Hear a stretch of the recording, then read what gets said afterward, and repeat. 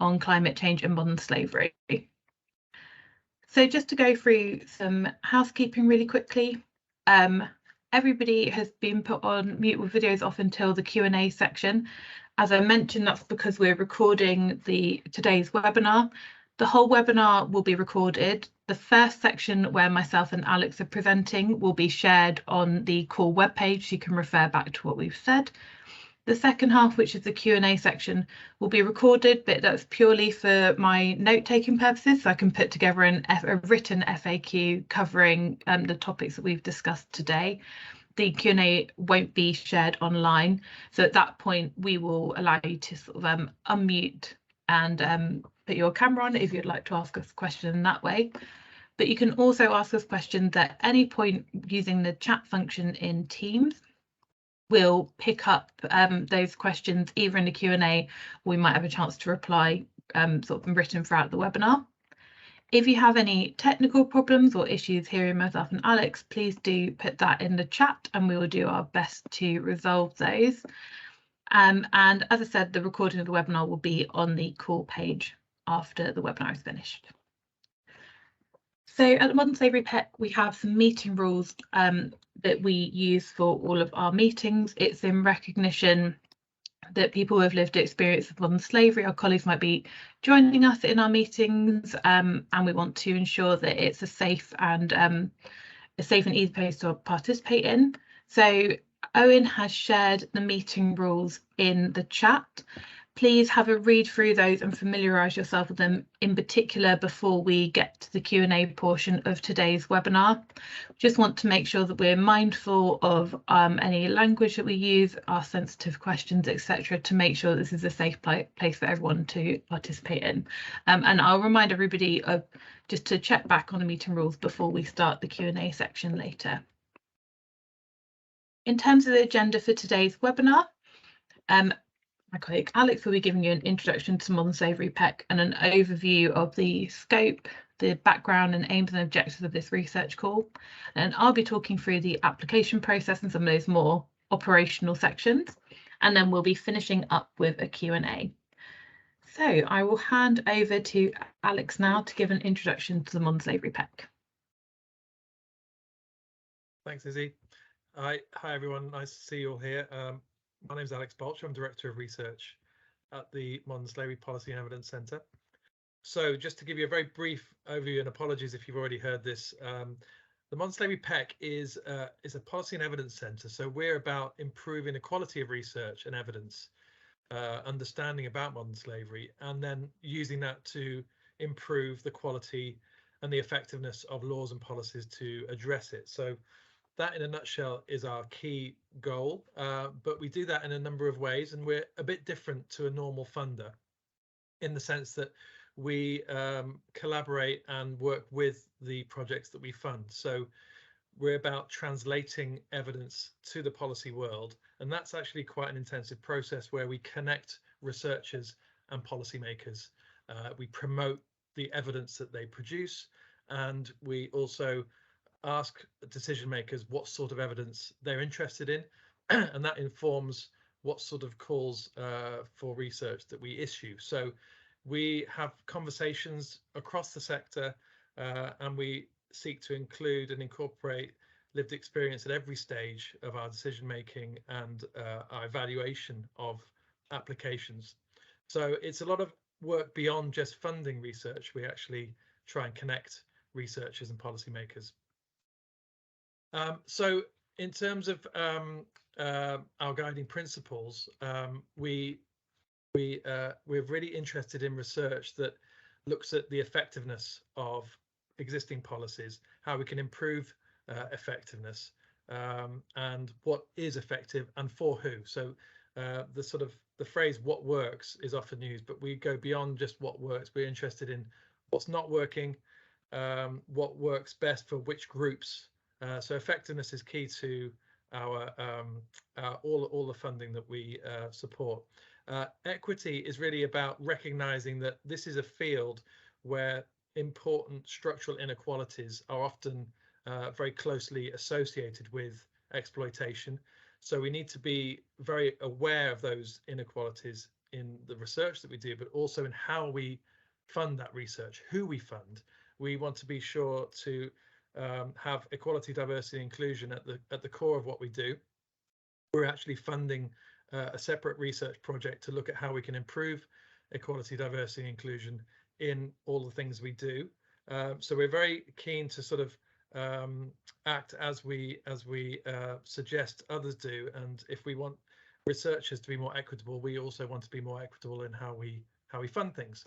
And then finally, survivor involvement, I've already mentioned, but one of the key challenges we have is how to create the space for lived experience to be fully a part of what research gets done, how it gets done, and how that gets communicated to policymakers, which is no easy thing to achieve, and it involves a lot of work in terms of opening up our processes and getting expert advice on how to make sure that we're more inclusive and we're more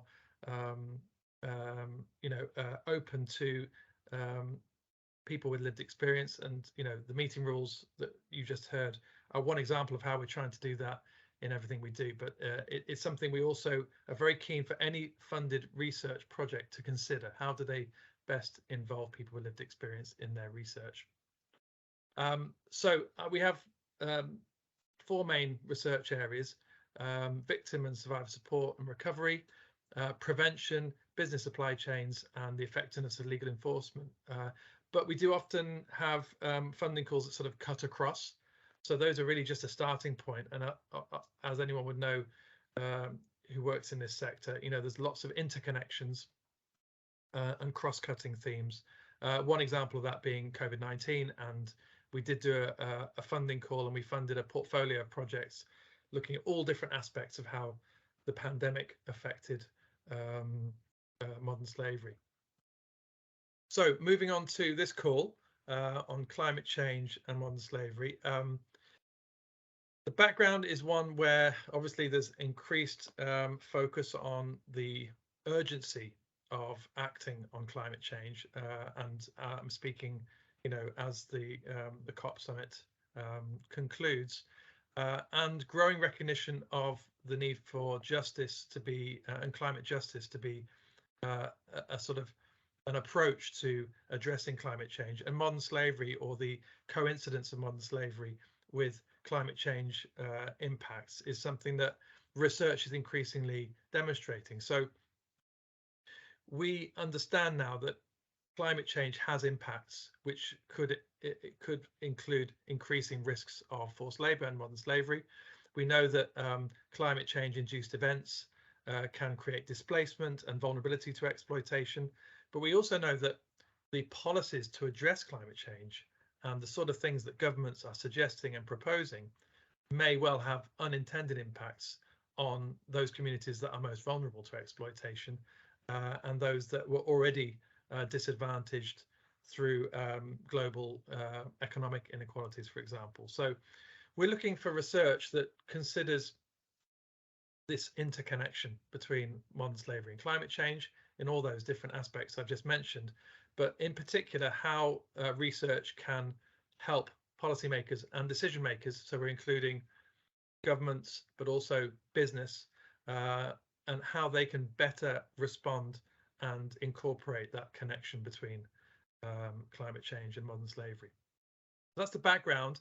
In terms of the objectives, we have an overarching objective, which is that all the research we fund needs to produce evidence-based recommendations for policymakers or decision makers. So just to be clear, that's primarily the UK government, but it does include all parts of the UK government. So it could include, for example, the Foreign, Commonwealth and Development Office, so who have a remit that is global.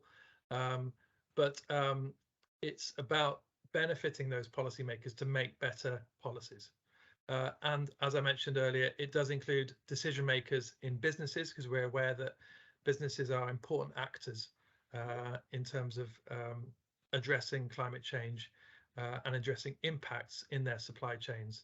So all the research that that will be funded through this call needs to develop those evidence-based recommendations for those groups. But in addition to that, we want you to consider one of two other objectives. The first is about integrating novel evidence into how UK government or devolved administrations develop climate change policies. So that's mainstreaming, or the idea that if you're doing a policy on climate change, you need to consider what additional or associated impacts there are on modern slavery issues. And then the second alternative objective is about contributing to better ESG policies, that's environmental, societal governance policies of businesses who are interested in improving how their impacts are reduced in terms of environmental harms, but we want them to consider how those environmental harm limitation policies also consider the impacts on those vulnerable communities I mentioned and their risks of being exploited. So those are the options. So every application needs to address the first objective, but there is a choice, or a choice of focus, which is explained in the call documents, and I would urge you to read the call document to get a fuller sort of description of those. Finally, I'll just like to give some advice on what we think makes a strong bid, and just what can help you when you're drafting. I mean, the first one is obvious, that you really need to set out clearly how you're meeting the objectives and which of the objectives you're meeting. There are limitations to this funding call, limits in terms of the amount of money that we can offer to successful applicants, but also the time frame. So we want proposals that are up to only £100,000 and that can deliver within a 9-month time frame. The other things to mention, which often come up, is if this application that you're drafting relates to ongoing research or a previous research project, that's absolutely fine. But we would encourage you to explain how this new pot of funding that you're applying for would actually give a clear sort of additional value to the research program that you might have. So what is it that you're going to do with this bit of funding, and how that's additional to any ongoing research programs you might be involved in. And then finally, clear plans to involve key audiences throughout the research. So we really like it when people consider the impact or potential impact and the audiences for their evidence right at the beginning, and start those conversations so that we can maximize impact as we move forward. So I think that's it from me. I'll hand back to Izzy. Thanks, Alex.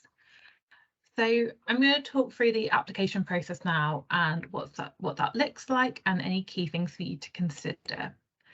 So firstly, looking at the timeline for this call, the first key date to consider is the 12th of January at 4 p.m, which is when the funding call closes. Applications are submitted through our online application form, and that will close at 4 p.m, and we can't accept late applications. So please just sort of factor that into your timeframes. Try to have things ready the day before. We'll be active on emails in the day in the weeks leading up to the funding call, so we can respond to questions. But please just make sure you leave a good lead-in time for actually getting your application submitted through that online form. We'll then go through our decision-making process throughout the remainder of January, with an aim to get decisions to successful teams in late January, potentially sneaking into the start of February, but we will make sure we communicate where we are within our process with you throughout the end of January and February. And then projects will look to start in March of 2023.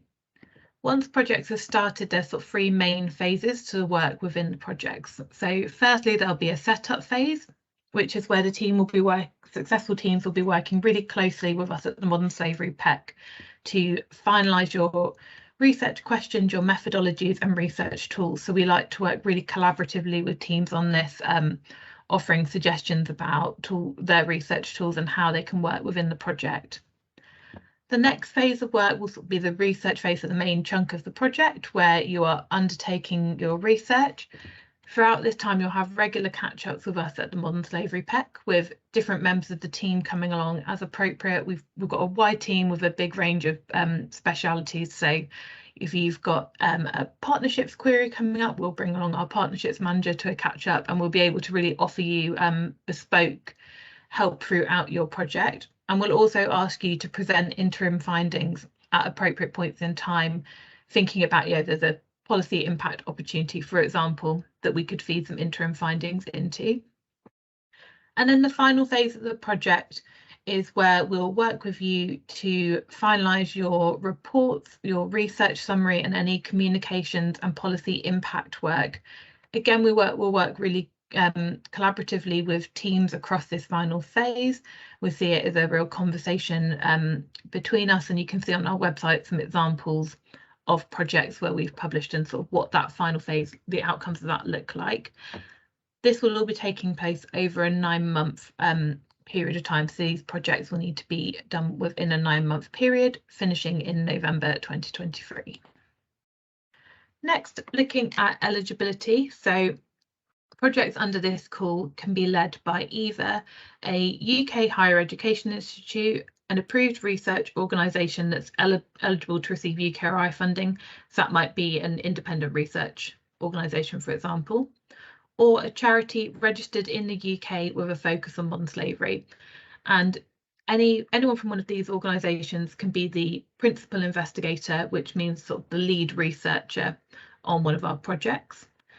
However, project teams need to demonstrate some collaboration between at least one academic or research organisation and a UK-based third sector organisation. So really key to us that we see that collaboration and bringing in different audiences into, bringing in different researchers into your project team. You'll see in our documentation that we use the terms principal and co-investigator. I've already touched upon principal investigator, that basically means the lead researcher who has that project management responsibility for the project. Co-investigators means co-researchers, so people who are working closely within the project team.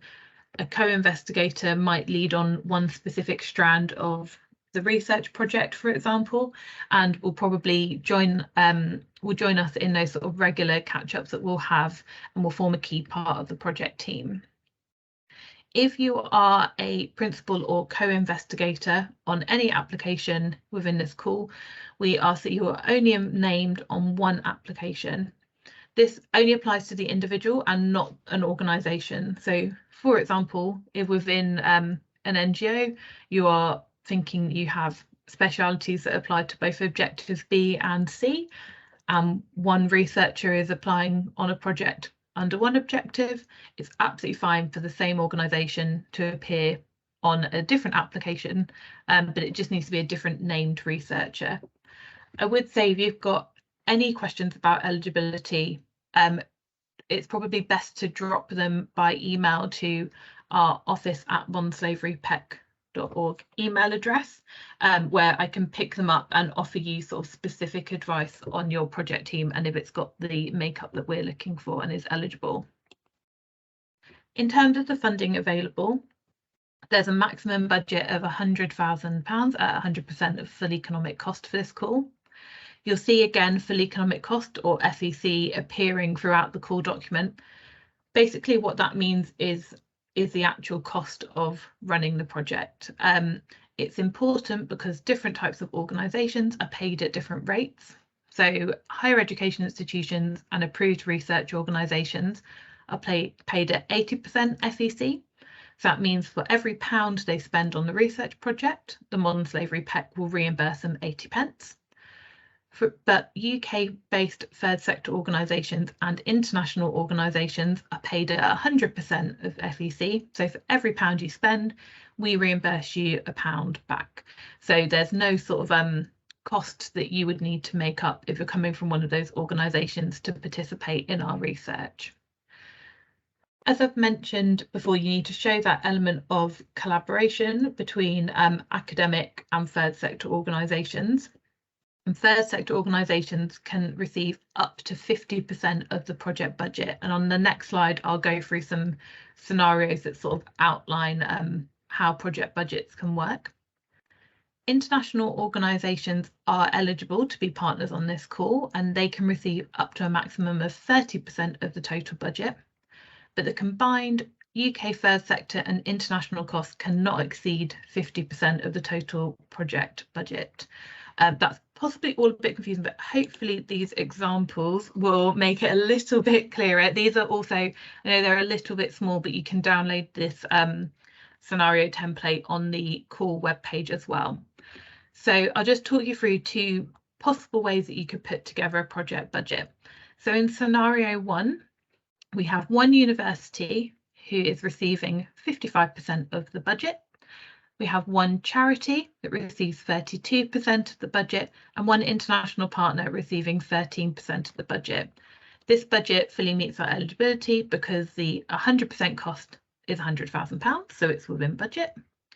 The combined charity and international partner costs are 45% of the budget, so it's underneath that 50% threshold. And the international partner costs are underneath that 30% threshold. So this budget would be fully eligible. The second scenario includes two different universities. So between these two universities, they have 50% of the project budget, and then two charity partners who between them have the other 50% of the project budget. This budget is eligible because it's under the £100,000 maximum budget. And the two charity partners are at that 50% threshold, so it meets that eligibility too. I think much like the eligibility around partners, if you have questions around the budget and there's certain things that you'd like to know, do just pop us an email sort of outlining the details. It's probably much easier to look at it written down and be able to offer you more of a written answer.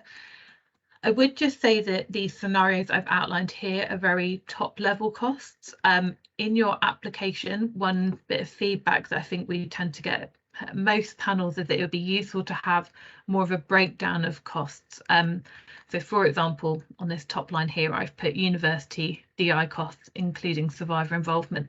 What we would actually want to see is train travel from project partner A to project partner B, £100 times 2 tickets, one night in a hotel, £50, vouchers for survivor involvement times 20 times 10, £200. We would like to see that level of detail of everything really broken down, because that allows the panel to make an assessment on whether the budget is sort of providing good value for money, if it's being split equitably across the partners, and if it's allowing for equitable involvement within the research.